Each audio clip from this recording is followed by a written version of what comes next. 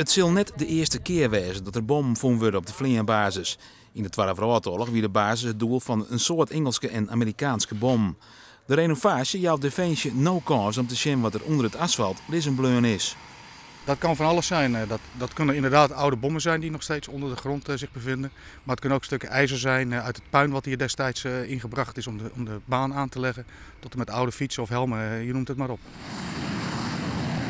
Het werk aan de baan gaat op 12 augustus van start en door het wordt 2 maanden. Al het asfalt van de start- en landingsbaan wordt dan vervangen. Zo zorgt Defensie ervoor dat de baan in topconditie blijft. Onder de werkzaamheden zullen er geen F-16's de lucht in gaan. Ja, er zullen geen F-16 vlieggeluiden hier rondom de vliegbasis hoorbaar zijn. Ook geen andere vliegtuigen zullen gebruik kunnen maken van het vliegveld. Dus het zal hier stil zijn. Eén keer in het hier wordt de baan in Greven renoveerd.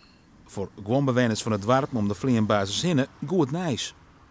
Maar 2 maanden, precies in de zomervakantie, 2 maanden lekker rustig. Hier en dan stil werd het net in Massum en omkrieten. De SAR-helikopters kunnen al wel op de Vleenbasis te landen.